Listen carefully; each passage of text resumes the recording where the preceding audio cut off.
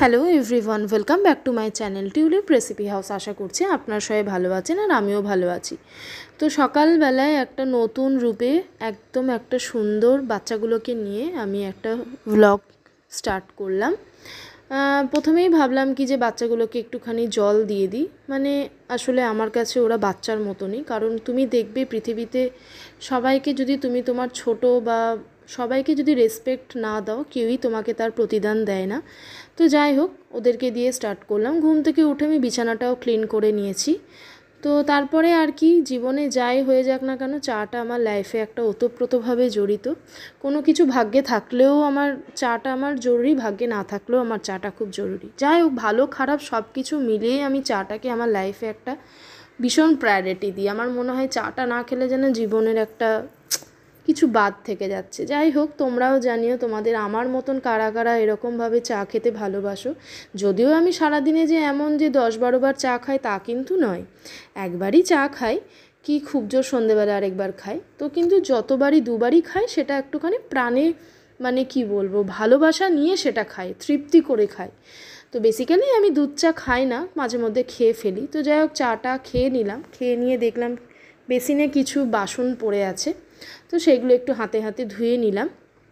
ধুয়ে নেওয়ার পর ভাবলাম কি যে অলরেডি 10:30 বেজে গেছে, কিছু খেতেও হবে ব্রেকফাস্টে। তাই ভাবলাম আগের দিন মানে কালকে একটুখানি কাবলি চানার ঘুগনি বানিয়েছিলাম, তাই ভাবলাম কাবলি চানার ঘুগনিটা মুড়ি দিয়ে মেখেই বেশ খেতে ভালো লাগে। তো দেখবে সবসময় রুটি লুচি পরোটা জানি না তোমাদের কার কী ভালো লাগে, বাট আমার মুড়িটা বেশ ভালোই লাগে। আর যদি কাবলি চানা বা ঘুগনি এরকম টাইপের কিছু থাকে তাহলে তো এভাবে মেখে খেতে তো অসাধারণ লাগে। যদিও শসা কুচি পেঁয়াজ কুচি নেই, বাট এটাও ভালো লাগে। তারপরে ভাবলাম কি যে লাইফে তো যাই হোক না কেন, কাজ তো পড়েই থাকবে, আর কাজ তো থাকবেও। ওদের আর কি দোষ, ওদেরকে না আমরা সারলে আমরা এগোবো কী করে, ওরা এবার এগোবে কী করে। তাই কদিন ধরেই ভাবছিলাম যে ফ্রিজটা একটু পরিষ্কার করব। পরিষ্কারই আছে, বাট কি বলো তো, ওই ভেজিটেবলগুলো নিয়েছি ওইভাবেই রেখে দিয়েছি প্যাকেট সমেত। তো ভাবলাম যে না, আজ একটু হাতে সময় আছে, তাই একটু ফ্রিজটাও পরিষ্কার করে নিই। তো সেই জন্য ফ্রিজটা পরিষ্কার করলাম। তোমরা আমাকে কমেন্ট করে জানিও যে তোমরা কে কে ভেজিটেবল বক্স ফ্রিজে রাখো না। আমার তো মনে হয় ভেজিটেবল বক্স না রাখার চেয়ে এরকমভাবে রাখলে আমার একটু সুবিধা হয়, মানে আমি জিনিসপত্র বেশ একটু রাখতে পারি। না হলে ভেজিটেবল বক্সের মধ্যে টানো আবার ওই গুছিয়ে আমার ঠিক ভালো লাগে না।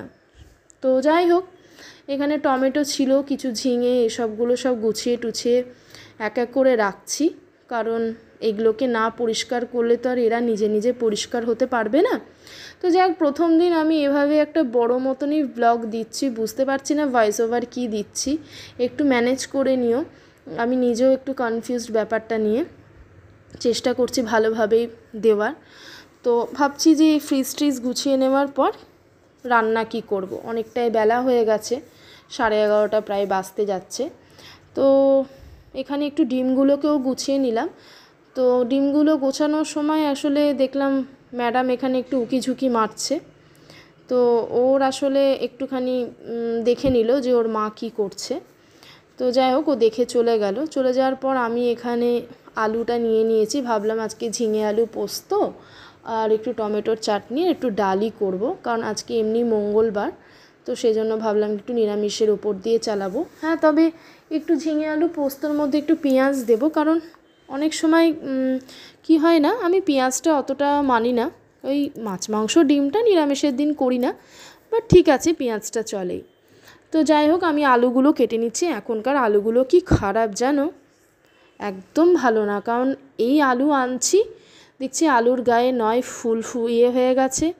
যাই হোক, ভীষণ খারাপ গো আজকাল আলু, মানে প্রত্যেকটা সবজিপাতি এখন আর না খাওয়ার মতন। তো যাই হোক, ঝিঙেটাও এখানে কেটে নিচ্ছি। আমার অ্যাকচুয়ালি বটি দিয়ে কাটা আমার পসিবল হয় না, আমার কে জানে চাকু দিয়ে কাটলেই আমার মনে হয় খুব সুবিধা হয়। তো যাই হোক, তোমরাও কমেন্ট করে জানিও আমার মতন এভাবে কে কে কাটো। তো তারপরে এখানে আমি আলুটা না একটু প্রেশার কুকারে সেদ্ধ করতে দিয়ে দিয়েছি, তাহলে রান্নাটা জলদি হয়ে যাবে। আর জলদি হওয়ার থেকেও আমার গ্যাসের ওভেনটা একটু কদিন ধরে না খুব প্রবলেম করছে, মানে একটা কালো, যখনই আমি কিছু বসাচ্ছি না একদম বার্নার দিয়ে না কালো হয়ে উঠছে। তো তোমরা একটু জেনে জানিও তো, যদি তোমরা কেউ জেনে থাকো এর সলিউশন কি। আমি বুঝে উঠতে পারছি না যে গ্যাসের ওভেনটাই গোটাগুটি বাদ দিয়ে দিতে হবে না কি করব। তো যাই হোক, এখানে আলুটাও চটপট সেদ্ধ হয়ে গেছে। আর এদিকে তো কড়াইয়ে সর্ষের তেলে 5 ফোড়ন দিয়ে আমি ঝিঙে আর পেঁয়াজটাও কেটে বসিয়ে দিয়েছি। তো এবার আলুগুলোকে আমি একটু ছোটো ছোটো পিস করে কেটে নেব। কেটে নিয়ে আমি এই ঝিঙের মধ্যে আমি দিয়ে দেবো। পোস্তটাও বাটা হয়ে গেছে, তো একটুখানি ভালো করে নাড়াচাড়া করে একটুখানি নুন একটু মিষ্টি দিয়ে দেব। তাহলে একটু জল বেরিয়ে এলে আমি পোস্তটা এখানে দিয়ে দেবো। কে জানে, আমার পোস্ত খেতে বেশ ভালোই লাগে। তোমরাও কমেন্ট করে জানিও যে তোমাদের ঝিঙে আলু পোস্ত কার কার ভালো লাগে। তো যাই হোক, ঝিঙে আলু পোস্ততে এখানে মোটামুটি আমি করে ফেলেছি। তো এবার ভাবছি কি যে একটুখানি চাটনি করে নিই, কারণ ঝিঙে আলু পোস্ত ডাল চাটনি বেশ ভালো লাগে খেতে। তো এখানে ঝিঙে আলু পোস্তটা প্রায় শেষের দিকে হয়ে এসছে, আমি পোস্তও দিয়ে দিয়েছি। তো এবার আমি চাটনিটা বসিয়ে দেব। তো ভাবলাম কি যে এতদিন তো তোমাদের সাথে শর্টস ভিডিও আমি শেয়ার করতাম, কোনো সময় আমি ছোটোখাটো ভিডিও শেয়ার করতাম। তো ভাবলাম কি যে না, আজকে একটা ভ্লগই শেয়ার করি। তো যাই হোক, সেটাই করলাম। আর তোমাদের ঝিঙে আলুর ফাইনাল লুকটাও দেখিয়ে দিলাম, আর আমার ফ্রিজটাও একবার দেখিয়ে দিলাম। চাটনিটাও মোটামুটি হয়ে এসছে, আর একটু টান টান হয়ে গেলে আমি চাটনিটাও নামিয়ে দেবো। চাটনিটা নামানো হয়ে গেলে আমি এখানে ভাত বসাবো। তো ভাতটা বসাতে গিয়ে দেখি আমার চালটা একদমই শেষের দিকে। আসলে কাল থেকেই চালটা শেষের দিকে হয়েছে।